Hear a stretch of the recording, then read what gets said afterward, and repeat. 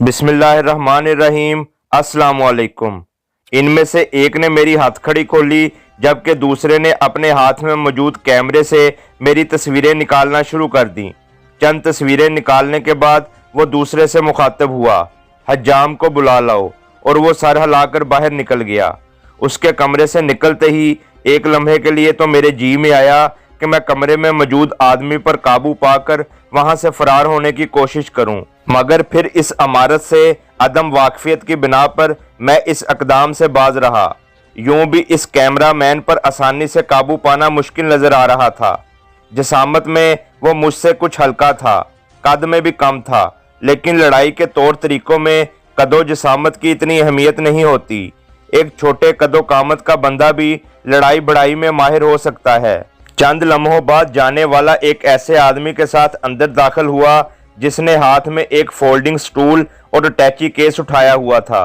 Stool कमरे के वस्त में रखकर वो अटैची केस खोलने लगा। बैठो, कैमरा मैन मुझसे मुखातिब हुआ और मैं खामोशी से स्टूल पर बैठ गया। हज्जाम मेरी छाती पर सफ़ेद कपड़ा बिछाकर उस तरह से मेरी शेव बनाने लगा। कमांडो की ट्रेनिंग से पहले मैं शेव करता रहा था, मगर इसके बाद छोटी छोटी दाढ़ी रख ली थी। बर्फानी इलाके में गुजारे अरसे में मैंने दाढ़ी को बिल्कुल नहीं छेड़ा था और इस वक्त मेरी दाढ़ी काफ़ी बड़ी नज़र आ रही थी। हज्जाम ने उस तरह की मदद से चंद मिनटों में मेरी दाढ़ी साफ कर दी। सर के बाल भी काफ़ी बड़े हो गए थे, मगर उसने उनको ना छेड़ा और दाढ़ी मूंदने के बाद वो अपने औजार दोबारा अटैची केस में डालने लगा। इस दौरान दूसरे दोनों खामोशी से खड़े रहे और हज्जाम को किसी किस्म की हदायत ना दी, और इसका मतलब इसके अलावा और कुछ नहीं था कि वो पहले से ही ब्रीफ किया गया था। कैमरा मैन दोबारा मेरी तस्वीर उतारने लगा। तस्वीर उतार कर उसने दूसरे आदमी से कहा, इसे कपड़े दो। दूसरे ने हाथ में मौजूद बंडल मेरी तरफ बढ़ाया और कहा, ये पहन लो और अपने कपड़े उतार कर मेरे हवाले कर दो। मैं कपड़ों का बंडल उसके हाथ से लेकर बाथरूम की तरफ बढ़ा, मगर कैमरामैन जल्दी से बोला, कपड़े यहीं बदलो। क्यों? मैं एहतजाजी लहजे में बोला, जैसा कहा जा रहा है वैसा करो, ज्यादा चूं चरां की जरूरत नहीं। कैमरामैन गुर्राया। अच्छा कहकर मैं हज्जाम से मुखातब हुआ, भाईजान जरा सफ़ेद चादर देना, और हज्जाम सवालिया नज़रों से कैमरे वाले की तरफ देखने लगा। कैमरामैन ने एक लहजे के लिए सोचा और फिर असबात में सर हिलाकर अपनी मंजूरी का अंदिया दे दिया। हज्जाम ने अटैची केस से सफ़ेद कपड़ा निकालकर मेरे हवाले कर दिया। मैंने कपड़ों का बंडल खोलकर देखा, वो एक शलवार नुमा पजामा कमीज और अंडरवेयर पर मुश्तमिल था। वो मुझे बिल्कुल CMH में मरीजों को दिया जाने वाला लिबास लगा। मैंने चादर धोती की तरह कमर से लपेटकर अपना तमाम लिबास उतार दिया और फिर उनका दिया हुआ लिबास पहनकर कपड़ा हज्जाम को वापस कर दिया। कैमरा मैन ने दूसरे आदमी को मेरे उतारे हुए कपड़े उठाने का इशारा किया और वो तीनों कमरे से निकलते चले गए। दरवाज़ा बाहर से बंद करना वो नहीं भूले थे।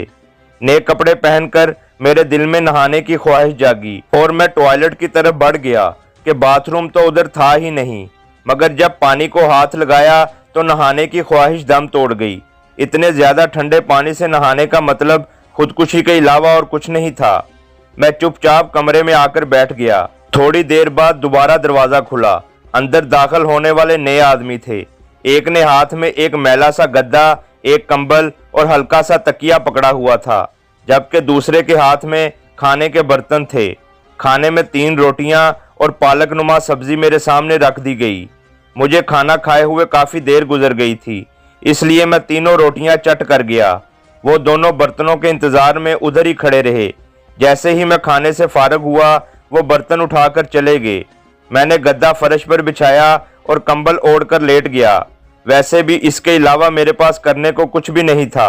आर्मी ट्रेनिंग के दौरान हमें कैदी कैंपों से फरार के तरीके सिखाए गए थे, मगर वो मरवजा कैदी कैंपों के मुतल्लिक थे और इस जगह काबिले अमल नहीं थे। इस किस्म के हालात के लिए हमारे इंस्ट्रक्टर्स कहते थे कि ये बंदे की अपनी स्वाबदीद है कि ऐसे हालात में वो बच निकलने के लिए क्या तरीका कार अपनाता है, लेकिन इतना ज़रूरी है कि सब्र से काम ले और तेज़ी में दुरुस्तगी ना भूले। और सबसे अहम बात ये कि बच निकलने के लिए अगर किसी अखलाकी ज़ाब्ते की कुर्बानी देनी पड़े तो दरेग ना करे। मैं भी कंबल में सर छुपाकर वहां से फरार होने के तरीकों के बारे में सोचने लगा, मगर कोई तरकीब जहन में ना आती देखकर उकता गया और मेरी सोचों का धारा एक दफा फिर अपने गांव की तरफ मुड़ गया और यही कुछ सोचते हुए मैं गहरी नींद सो गया। अगली सुबह नाश्ता लाने वालों की आवाज से मेरी आंख खुली। गो इस कमरे में वक्त का अंदाजा लगाना बहुत मुश्किल था, लेकिन चाय के बर्तन देखकर मैंने अंदाजा लगाया कि सुबह का टाइम है। हवाइजे जरूरिया से फारग होकर मैंने नाश्ता किया, जो चाय और डबल रोटी पर मुश्तमिल था। नाश्ता करने के दौरान नाश्ता लाने वाले खामोशी से मुझे घूरते रहे। उनके चेहरों पर मुझे कोई खास तासुरात नजर न आए। उनके सपाट चेहरों से मैंने अंदाजा लगाया कि वो मेरे बारे में लाइलम थे। अगले 2 दिन मैंने इसी कमरे में गुजारे। ताहाल मुझसे किसी किस्म की पूछगछ नहीं की गई थी। तीसरे दिन नाश्ते के दौरान 2 घंटे बाद बुलावा आ गया। मुझे बुलाने वाले वही दोनों थे जिन्होंने मेरी तस्वीर निकाली थी। इस दफा दोनों ने हाथों में पिस्तौल पकड़े हुए थे। मैं खामोशी से उनके आगे हो लिया, लेकिन कमरे से निकलते ही मुझे इनके सहारों चलना पड़ गया कि उन्होंने एक काले निकाब से मेरा चेहरा ढांप दिया, जिसकी वजह से मुझे कुछ नजर नहीं आ रहा था। मुख्तलिफ मोड़ मुड़ने के बाद मुझे सीढ़ियों से ऊपर ले जाया गया। मैंने सीढ़ियां गिनी, वो तादाद में 16 थीं। सीढ़ियां चढ़ने के बाद मुझे काफी घुमा फिरा कर एक कमरे में लाया गया और इससे इनका एक ही मकसद था कि मैं इस इमारत के बारे में किसी किस्म का अंदाजा ना लगा सकूं। मेरी आंखों से पर्दा हटा तो मैंने खुद को एक ऐसे कमरे में पाया जिसकी दीवारें शीशे की थीं, जिनसे बाहर का मंजर नजर नहीं आ रहा था। शायद बाहर से अंदर देखना मुमकिन हो, लेकिन ये बात मैं अंदाजे से ही कह सकता हूँ। कमरे के वस्त में एक कुर्सी रखी थी। मुझे इसी पर लाकर बिठा दिया गया। चारों कोनों में हथियारबंद अफराद चौकन्ने अंदाज में खड़े थे। मेरे सामने एक सोफा सेट और शीशे की टेबल रखी हुई थी। सोफा सेट खाली पड़ा था। चंद लम्हों बाद शीशे का दरवाज़ा खुला और 3 अशखास अंदर दाखिल हुए। इनमें से 2 मर्द और एक औरत थी। दोनों मर्द 3 पीस सूट में, जबकि औरत खुले ब्लाउज की साड़ी में मलबूस थी। दोनों मर्दों की बनिस्बत औरत कम उम्र नजर आ रही थी और देखने से ताल्लुक रखती थी। तीनों खामोशी से आकर मेरे सामने सोफे पर बैठ गए। चंद लम्हे मुझे घूरने के बाद उनमें से सबसे बड़ी उम्र का, जो मेरे ख्याल के मुताबिक सबसे सीनियर था और इस ख्याल की वजह मर्द और औरत का मौदबाना अंदाज था, उसने मुझसे पूछा, तुम्हारा नाम? उमर जान। मैं मुख्तसरन बोला। आर्मी से ताल्लुक रखते हो? जी। नंबर और रैंक क्या है? नंबर बताकर मैंने कहा, सिपाही हूँ। इसका मतलब तेरा ताल्लुक फ्रंटियर फोर्स से है? जी। मुझे इसकी मालूमात पर अचंभा नहीं हुआ, क्योंकि मुझे इल्म था कि दोनों मुल्कों की आर्मी एक दूसरे से मुतल्लिक काफ़ी मालूमात रखती है। यूनिट? सॉरी सर, मैं मौदबाना लहजे में बोला। ये जनेवा मुआहदे के खिलाफ है। उसके लबों पर हल्की सी मुस्कुराहट नमूदार हुई। जवान, वो मुआहदा जंगी कैदी के लिए है, जबकि तुम जासूस बल्कि तखरीबकार हो। हम तुम्हारे लिए इस किस्म का कोई हक मानने के लिए तैयार नहीं। बहरहाल वो बात की बात है।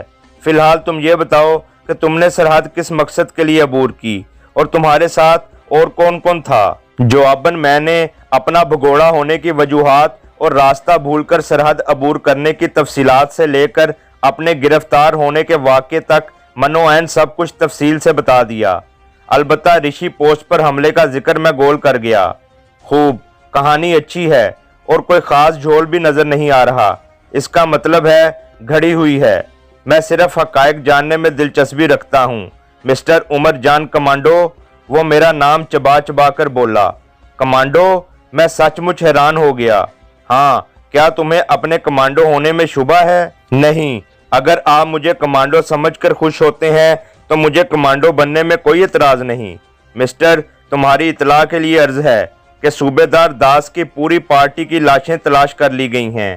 पोस्टमार्टम रिपोर्ट के मुताबिक लक्ष्मण के अलावा तमाम की मौत बर्फ में दबने से हुई है और लक्ष्मण गर्दन की हड्डी टूटने की वजह से हलाक हुआ और इसकी गर्दन जिस मखसूस अंदाज में तोड़ी गई वो पाकिस्तानी कमांडोज का खास अंदाज है। दूसरे, तेरे हाथ में पाई जाने वाली शॉट मशीन गन भी लक्ष्मण ही की थी और ये तो तुझे मालूम होगा कि आर्मी में हर जवान के नाम पर ही हथियार इशू किया जाता है, इसलिए हमें SMG को पहचानने में कोई दिक्कत नहीं हुई। वो चंद लम्हे के लिए खामोश हुआ और फिर बोला, ऋषि पोस्ट पर हमारे 6 जवान जान से हाथ धो बैठे। उनके जिस्मों में पाए जाने वाली बुलेट इसी गन से फायर हुए हैं। अब तुम क्या कहते हो? लक्ष्मण की गर्दन किसी और वजह से भी टूट सकती है और जरूरी नहीं कि गोलियां इस गन से चलाई गई हों। वो इस कैलिबर की किसी भी गन से चलाई गई गोलियां हो सकती हैं और इस किस्म की गन्ने हमारे मुजाहिदीन के पास आम हैं। तुम्हारे मुजाहिदीन, वो तंजिया अंदाज में बोला, तुम बचगाना बातें कर रहे हो। हालांकि तुम्हें अच्छी तरह मालूम होगा कि किसी भी फायर शुदा बुलेट से उस हथियार को पहचानना मुश्किल नहीं जिससे ये फायर हुआ हो। दुनिया में कहीं ऐसे 2 हथियार मौजूद नहीं जिनसे फायर किए गए बुलेट बिल्कुल एक जैसे हों। ये इसी तरह से है जैसे दुनिया में 2 बंदों के उंगलियों के निशान आपस में नहीं मिलते। लेकिन फिर भी तुझे इतराज है तो मैं वो भी दूर किए देता हूँ। हरिचंद, उसने दरवाजे की तरफ मुंह करके आवाज लगाई और अगले ही लम्हे कमरे में वो बंदा दाखिल हुआ जिसे मैंने ऋषि पोस्ट पर किक मारकर बेहोश किया था। वो वर्दी में मलबूस था। अंदर दाखिल होते ही इसने मुझसे बातचीत करने वाले को सलूट किया और खामोशी से एक तरफ खड़ा हो गया। इसे जानते हो? उसने मुझसे पूछा। जी सर, इसने ऋषि पोस्ट पर लात मारकर मुझे बेहोश किया था। जी हाँ कमांडो साहब, अब बताओ। वो सब जान बचाने की फितरी कोशिश थी, वरना कत्लो गारत मेरा मकसद होता तो मैंने हरिचंद की तरफ इशारा किया और इसके साथ मौजूद दूसरे बंदे को जिंदा ना छोड़ता। हरिचंद, तुम जाओ। वो हरिचंद से मुखातब हुआ और वो एक मर्तबा फिर सल्यूट करके कमरे से निकल गया। गपशप बहुत हो गई। मिस्टर, अब तुम फर अपने साथियों के नाम और सरहद पार करने का मकसद बयान करना शुरू कर दो। मैंने जो बताना था वो बता चुका। इसके अलावा मेरे पास बताने को कुछ नहीं। उसको 4 नंबर में ले जाओ। वो अपने साथ बैठे मर्द से बोला। मैं देखता हूँ कि इसके पास बताने को कुछ है कि नहीं। यस सर, वो मोदबाना लहजे में बोला। मुझे पता चल गया कि मेरी बदबख्ती की शुरुआत हो गई है, लेकिन एक उम्मीद के सहारे मैं स्टूल पर बैठे बैठे उछला। मेरा इरादा उनके सीनियर को काबू करके फरार होने का था। वो सोफा सेट और स्टूल के दरमियान चंद कदमों का फासला था और दरमियान में टेबल भी रखी हुई थी, लेकिन वो चंद कदम का फासला मेरे लिए कोई हैसियत नहीं रखता था। मैं पहली छलांग में टेबल तक जा पहुंचा और जैसे ही दूसरी मर्तबा उछला, मेरे सीने पर एक जबरदस्त किक लगी और मैं कूहलों के बल फर्श पर गिर गया। ये हमला सीनियर के साथ बैठे कद आवर शख्स ने किया था। मैं तेजी में दुरुस्तगी भूल गया था और हमला करते वक्त अपने दिफा से गाफिल हो गया था। इसके खमियाजे में मुझे अपने सीने पर एक जबरदस्त चोट खानी पड़ी थी। मेरे गिरते ही वो टेबल फलांग कर आगे आया और बोला, मुझे मेजर शर्मा कहते हैं। अभी ये अल्फाज उसके मुंह में ही थे कि मैंने जमीन पर अपने दोनों हाथों को टेक लगाकर कमर को झटका दिया और उसके मद्दे मुकाबल खड़ा होते ही अपनी दाईं टांग बिजली की सी तेजी से उसके पेट में टकाई। वो ओख की आवाज निकालता हुआ टेबल से गुजरकर अपने सीनियर के कदमों में जा गिरा। उसके गिरते ही मैं बोला, और मुझे उमर जान गंडापुर कहते हैं। मुझे पता था कि अभी उसे उठने और संभलने में चंद लम्हे लग जाने थे। इसी असना में मैं उनके सीनियर को काबू कर सकता था, लेकिन मेरे एक्शन में आने से पहले ही इसके साथ सोफे पर बैठी लड़की उछलकर खड़ी हुई और अपने खुले गिरेबान में हाथ डालकर चिपटा सा पिस्तौल निकालते हुए ललकारी, खबरदार, एक कदम भी आगे बढ़ाया तो पिस्तौल की सारी गोलियां तेरी खोपड़ी में उतार दूंगी। चेहरे की तरह उसकी आवाज भी दिलकश थी, मगर इस वक्त मुझे ये आवाज किसी चुड़ैल से भी बदतर लगी। मैं रुक गया। कमरे के अंदर चारों कोनों में खड़े मुहाफिज भी उसकी ललकार सुनते ही गोया होश में आ गए और राइफलें सोनते मेरी जानिब बढ़े। हैंड्स अप, उनमें से एक गरजा और मैंने अपने हाथ सर से बुलंद कर लिए। एक्शन में आते वक्त मैंने कोनों में खड़े मुहाफिजों को जानबूझकर नजरअंदाज कर दिया था। मेरा अंदाजा था कि जब तक वो सूरत हाल को समझ पाते मैं हालात अपने मुआफ़िक कर चुका होऊंगा, और ये सब कुछ मेरे अंदाजे के मुताबिक हो जाना था अगर दरमियान में पहले मेजर शर्मा और बाद में वो लड़की रुकावट ना बनते। वो अभी तक मुझ पर पिस्तौल ताने खड़ी थी। मेजर शर्मा भी आहिस्ता आहिस्ता उठ खड़ा हुआ। गुस्से की ज्यादती और खफत के मारे उसके चेहरे पर अजीब किस्म के तासुरात छाए हुए थे। उसने अपने नाम का इस्तेमाल करते हुए बहुत बड़ी बड़क मारी थी, मगर उसे मुंह की खाना पड़ी, और अब ये खफत और शर्मिंदगी मेरी टुकाई करने के बावजूद ख़त्म होने वाली नहीं थी।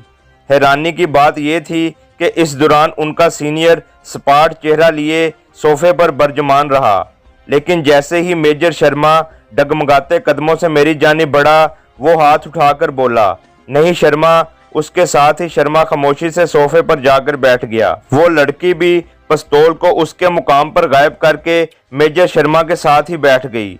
मिस्टर कमांडो, तेरा क्या ख्याल था? मुझ पर काबू पाके तुम यहाँ से फरार हो जाते। नहायत बेवकूफाना और अहमकाना ख्याल था तेरा। मुझ पर काबू पाके सिर्फ मुझे कत्ल ही कर सकते थे, और इसके नतीजे में अपनी तकालीफ बढ़ाने के अलावा तुझे क्या मिलता? अब तुम अपने लिए हर किस्म की रायत का हक खत्म कर चुके हो। ये कहकर वो लड़की की जानिब मुतवज्जा हुआ। नीलम, जी सर, इसे 6 नंबर में भिजवा दो। इसका केस भी अब तुमने ही हैंडल करना है। और शर्मा, तुम उस वक्त तक इस तफ्तीश से लाताल्लुक रहोगे जब तक इंक्वायरी मुकम्मल नहीं हो जाती। दोनों ने यस सर कहकर असबात में सर हिला दिया। शर्मा, तुम मेरे साथ चलो। उनका जवाब सुनते ही वो उठते हुए बोला, और मेजर शर्मा उसके साथ चल पड़ा। उनके कमरे से निकलते ही मुझे लाने वाले दोनों कमरे में दाखिल हुए, और मेरे उठे हुए हाथों को हथकड़ी में जकड़ते हुए उनमें से सीनियर ने नीलम से पूछा, इसे कहाँ लेकर जाना है मैडम? नीलम, जो बड़े गौर से मेरे चेहरे को देख रही थी, गड़बड़ाते हुए बोली, विक्रम, इसे नंबर 6 में ले जाओ। और वो यस मैडम कहकर मुझसे बोला, चलो। मैं खामोशी से उनके आगे हो लिया। गलती से या जानबूझकर उन्होंने मेरी आंखों पर पट्टी नहीं बांधी थी।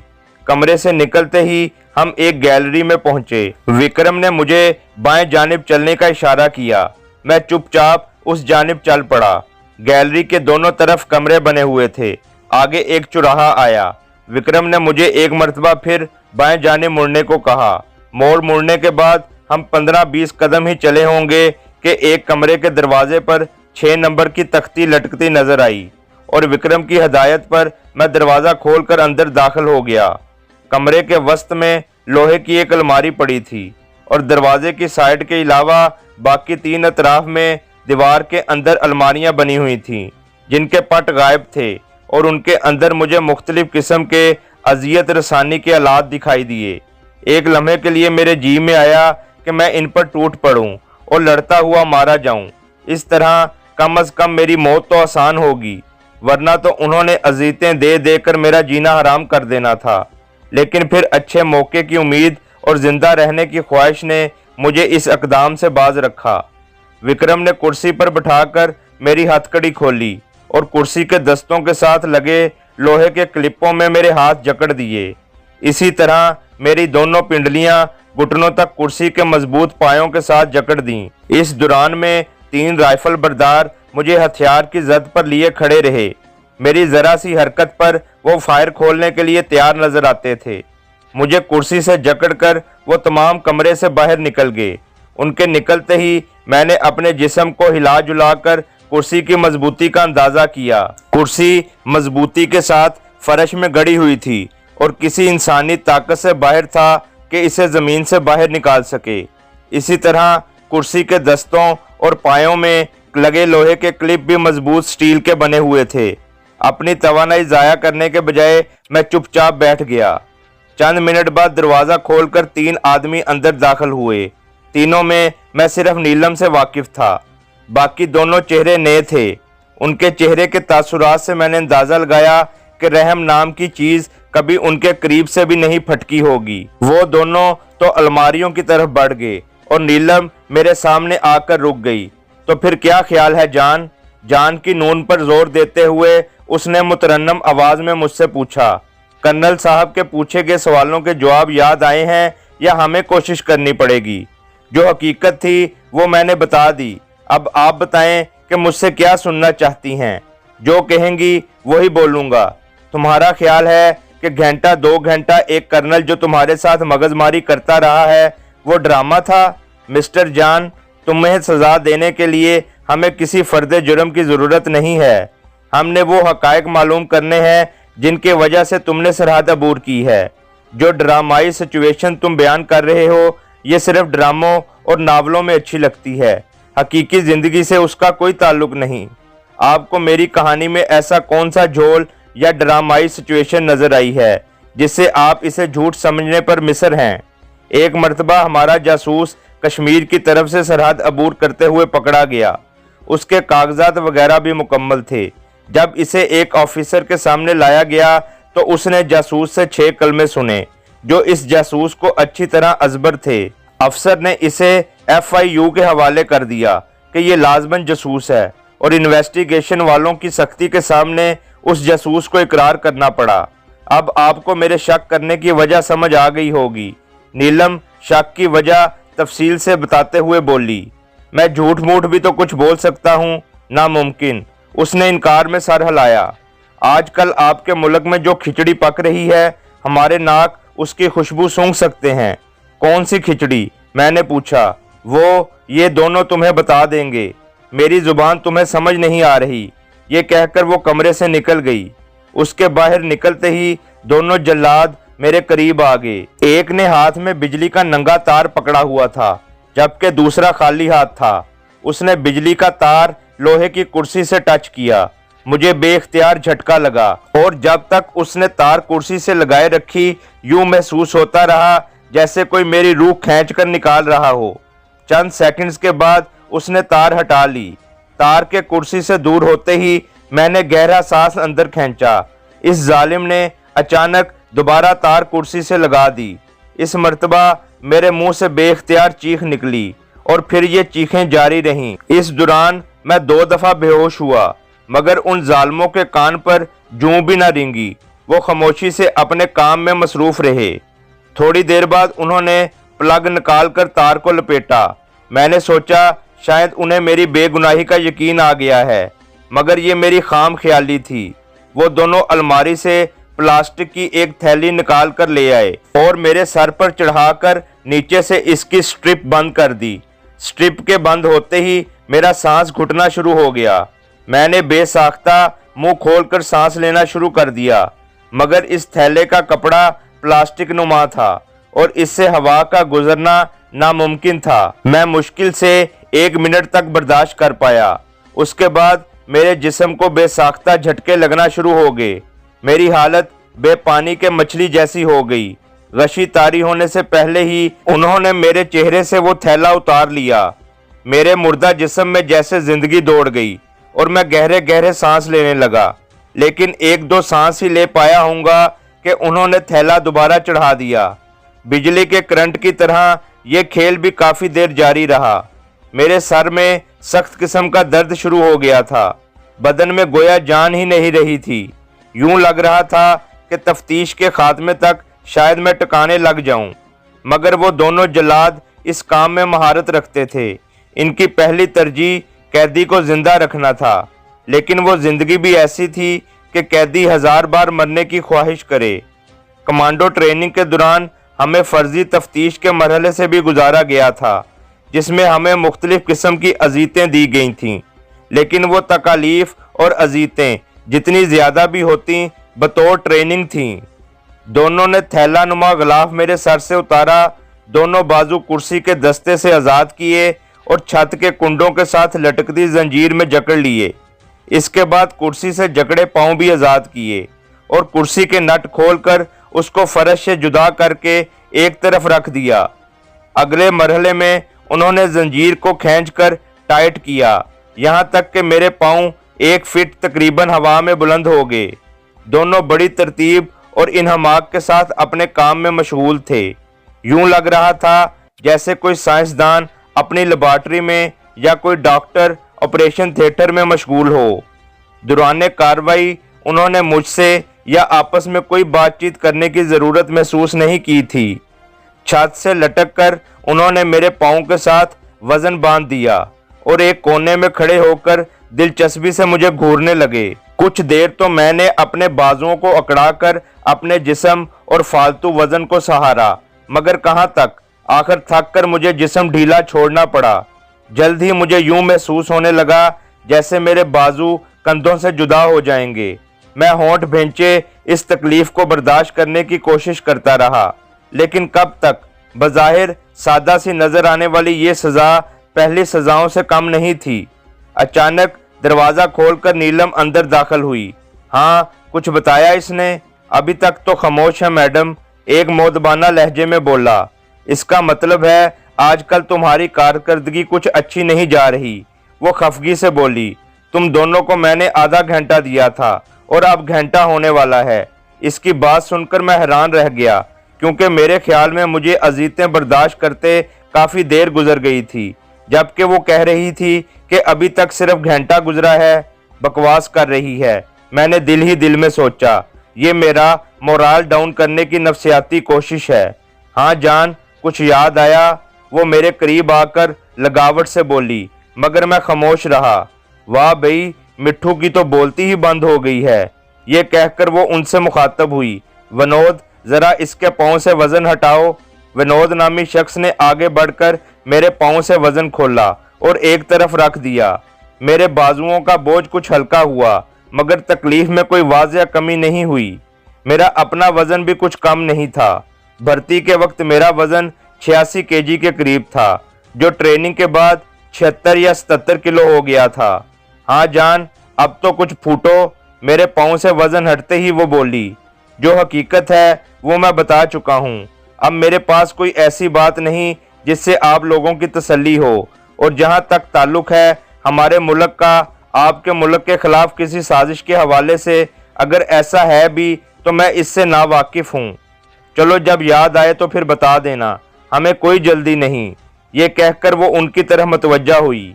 उसकी बंदिशों को ढीला कर दो ताकि ये फर्श पर खड़ा हो सके, और तुम दोनों भी अब आराम करो, बाकी का काम कल कर लेंगे। ये कहकर वो बाहर की जानिब चल दी।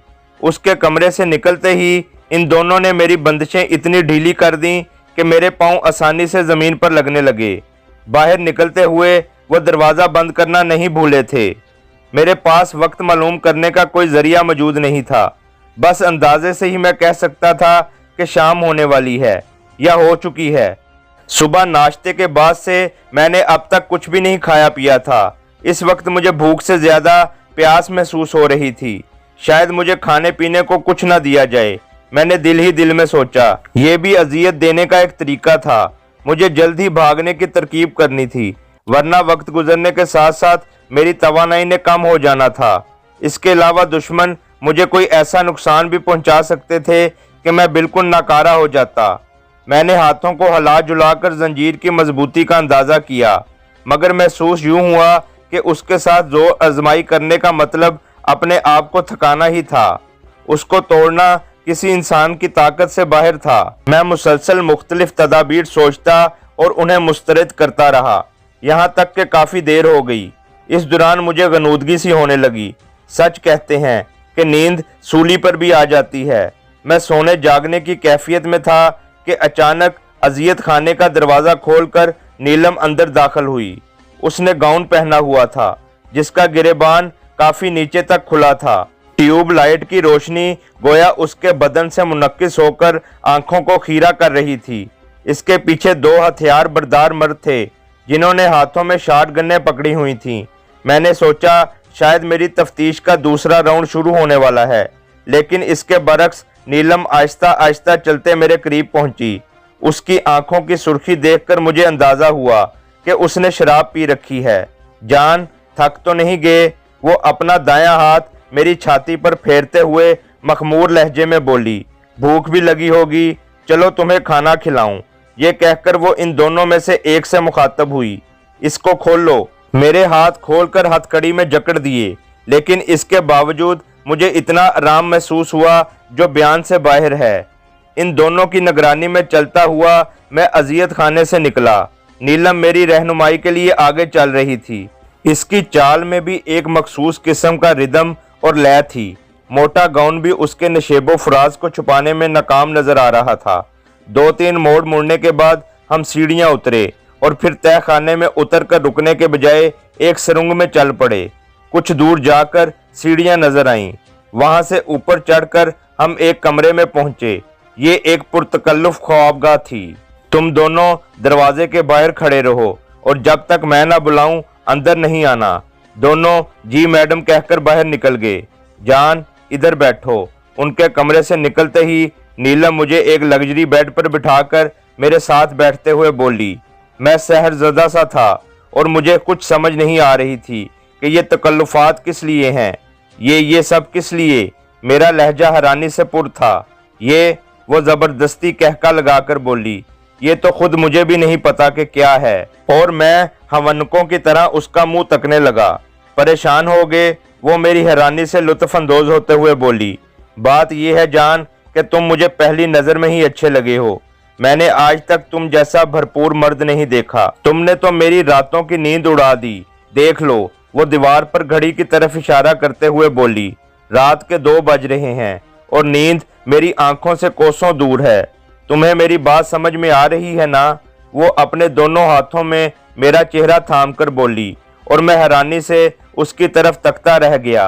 वहमी नजरों की परवाह किए बगैर बिस्तर से उठकर कमरे के एक कोने में लगे फ्रिज की तरफ बढ़ गई और वहां से ट्रे में मुख्तलिफ लवाजमात सजाकर मेरे सामने आकर बैठ गई। मेरे हाथ हथकड़ी में जकड़े हुए थे, मगर उसने मेरे हाथ खोलने के बजाय अपने खूबसूरत हाथों से मुझे खिलाना शुरू कर दिया। कोई और मौका होता तो शायद मैं इस सिचुएशन से लुत्फ अंदोज होता, मगर इस वक्त हालात ऐसे थे कि मेरी तवज्जो सिर्फ खाना खाने की तरफ मबजूल रही और मैं बेझिझक अपना पेट भरने में मशगूल रहा। चंद ही लम्हों में मैं ट्रे साफ कर चुका था। और लाऊं? उसने लगावट भरे लहजे में पूछा। No thanks. उसने ट्रे तपाई पर रखी और मेरे करीब खिसक आई। बहुत मारा है जालमों ने, है ना? वो मेरे बलाई धड़ पर अपने मुलायम हाथ फेरते हुए बोली। आपके कहने से ही तो सब कुछ हुआ है, मैं शिकायतन बोला। बिल्कुल झूठ। उसने नफी में सर हिलाया। मैं बेबस थी।